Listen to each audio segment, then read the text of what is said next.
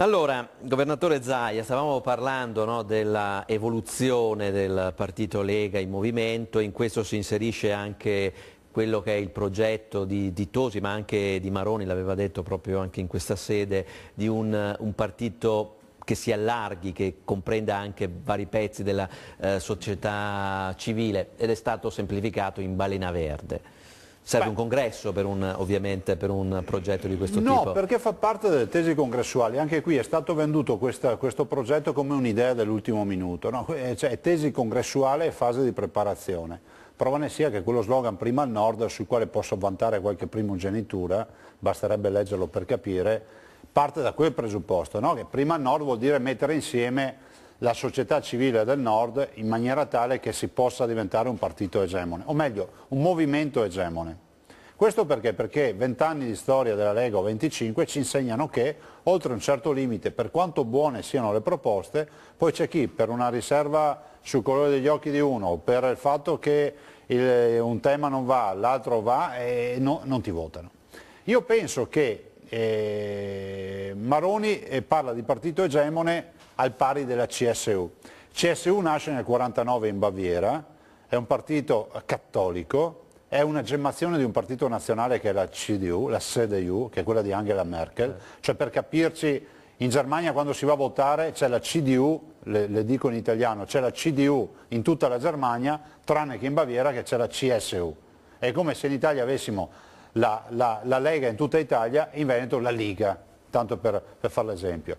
È un partito egemone che non è più egemone peraltro con l'ultima elezione dalla fondazione del partito con Strauss, Joseph Strauss, nell'ultima elezione ha perso 19 punti, è andata sotto il 50%, quindi per la prima volta il mio collega, che è stato anche collega ministro, Seehofer, è in coalizione. Allora, buona l'idea del partito egemone, e oggi però va costruita sulla base non del contenitore ma dei contenuti. Cioè noi ai Veneti e al Nord dobbiamo proporre dei contenuti, no? Che sono quelli dell'autonomia, che sono quelli della grande sfida della macro-regione, che sono quelli di essere sempre più sindacato dal Nord. E questi sono i contenuti che ci permetteranno di aggregare anche movimenti civici tutto attorno a questo progetto. E che tempi ha questo progetto secondo lei? Bah, io penso che la deadline, cioè la linea della morte, sia rappresentata dal 2015. Il 2015 rappresenta un momento di maturazione. Già Maroni lo ha testato in Lombardia dando riprova che nello stesso giorno la Lega fa lo stesso risultato alle politiche e alle regionali. Sono due cose diverse. E che sono due elezioni diverse, e la lista Maroni, non portando via voti politici alla Lega, fa 12-13%, non ricordo quanto. Penso che questo sia la dimostrazione che c'è un germe che può dar vita a una pianta nuova, il che non vuol dire un nuovo partito, vuol dire un movimento di pensiero nuovo. Il termine balena verde non mi piace, dobbiamo andare a fare i complimenti a chi l'ha coniato, perché comunque è un grande sforzo comunicativo, però evoca la balena bianca, e con la balena bianca io dico ci abbiamo costruito le nostre fortune sulla balena bianca, poi affondata. Non vorrei che poi facciamo la stessa. Senta, quindi nel 2015 il candidato governatore Luca Zaia potrebbe presentarsi con uno schieramento completamente diverso? Guardi, da qua al nuovo? 2015 ne passerà tantissima acqua sotto i ponti, nella politica, nella società, e quindi io direi di non ipotecare il futuro. Certo è che io penso che da qua al 2015 movimenti civici che nasceranno in Veneto avranno la loro importanza. Questo sarà importante, e soprattutto sarà fondamentale che condividano la sfida, che è quella di essere prima il Veneto. Parlando con amici di sinistra, amici di destra, amici di centro, tutti sono federalisti, tutti pensano che la vera sfida sia quella del prima al nord, del prima al Veneto, tutti pensano che gli sprechi del sud dobbiamo finire di pagarli noi. Però se tu gli metti un simbolo di partito, il fronte si disgrega. Io penso che il futuro non sia più quello della destra e della sinistra, ma sia quello dell'idea, e di un'idea forte che è quella di difendere i territori.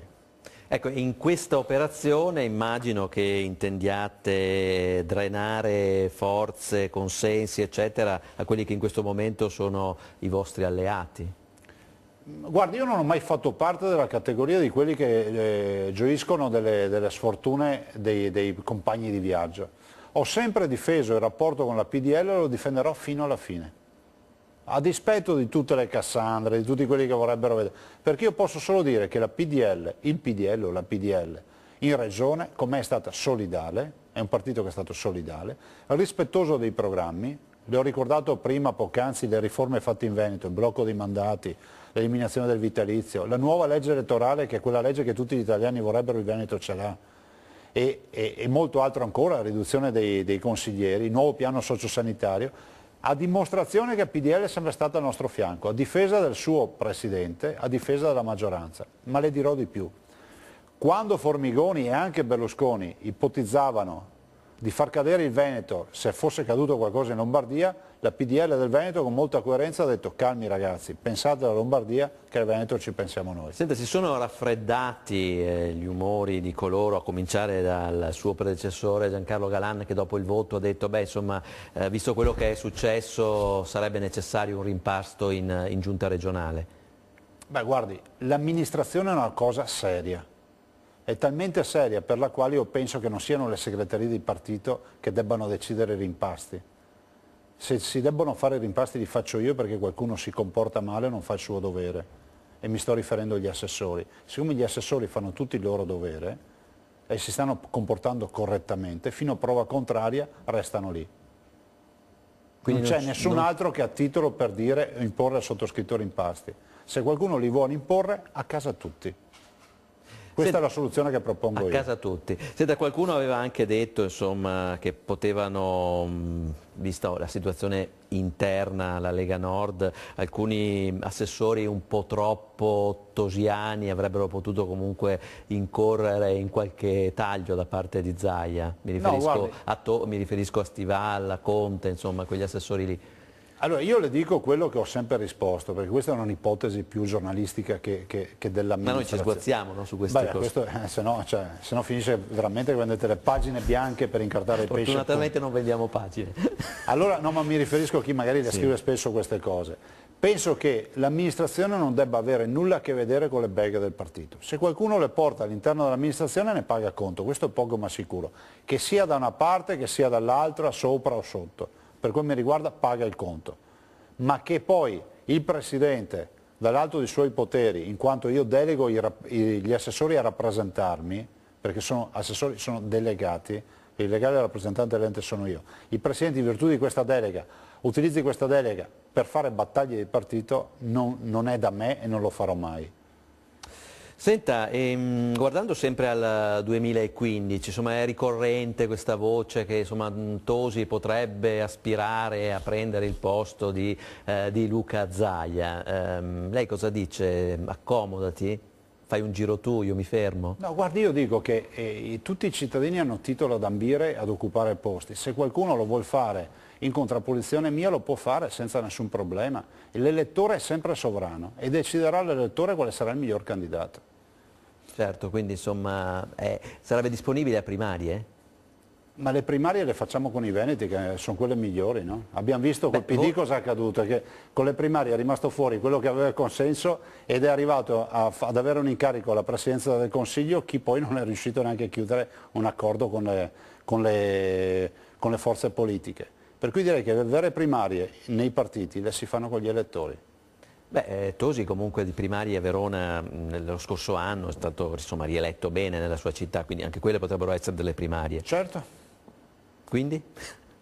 Ma secondo me non è un dato che vale, mi perdoni direttore, perché se dovessero guardare questi dati, allora ne vedere i miei dati sulle altre province, ne vedere i dati di altri, penso che ognuno è libero di candidarsi e lo fa se ritiene. Certo. Senta, domenica a Pontida, che Pontida sarà? Ci saranno anche lì dei venti di guerra? Qualcuno ha detto insomma, che potrebbero esserci delle contestazioni alla segreteria federale e via dicendo, oppure sarà una Pontida programmatica?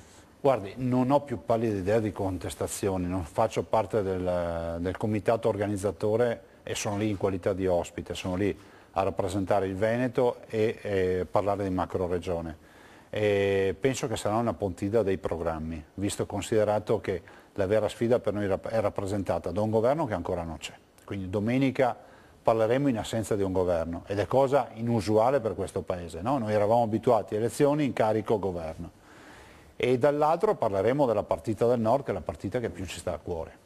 Ecco, sarà una Pontida diversa rispetto a quelle precedenti, insomma, dell'era Bossi, che erano Pontida molto anche folcloristiche, se vuole. Poi mi pareva anche di aver colto nelle dichiarazioni di Maroni l'intenzione di dare un cambio, no? Anche di immagine a questa Lega, meno riti, e lo si è visto anche con il raduno di Venezia, che quest'anno insomma non c'è stato, ma l'intenzione sarebbe quello di cambiare col passo. Ma guardi, io penso che le Pontida sono tutte ognuna diversa dall'altra, per cui è in progress, no? E penso anche che sarà diversa se non altro per il periodo, nel senso che noi non abbiamo mai fatto una Pontida ad aprile, il 7 di aprile, che è il giorno del giuramento di Pontida, che quindi è un riferimento storico, ma eravamo abituati alle calure di giugno e al consuntivo post amministrative di giugno che ci vedeva portare lì tutti i sindaci neoeletti, gli amministratori col giuramento eccetera. Quindi sarà abbastanza particolare perché comunque è un periodo al quale non siamo abituati, no? Se piove, il fango, queste storie. Vedremo cosa ne verrà fuori, però è una Pontida particolare perché saremo lì a parlare di macro. Ma c'entra ancora Pontida nella Lega 2.0? Ma io direi proprio di sì, anche perché comunque è l'assemblea dei soci, è l'assemblea dello zoccolo duro della Lega, l'assemblea dei militanti, ed è bene che l'assemblea resti convocata in continuo, nel senso che si possono cambiare strategie, ma comunque un riferimento, un riscontro con i nostri militanti lo dobbiamo avere, e qual è la migliore occasione di Pontida. Quindi avanti con Pontida anche nei prossimi anni, non sarà l'ultima Pontida? A me non risulta che Pontida sia in fase di cancellazione. Mi fermo ancora per 2 minuti, poi la parte finale di X News ancora con il governatore Luca Zaia.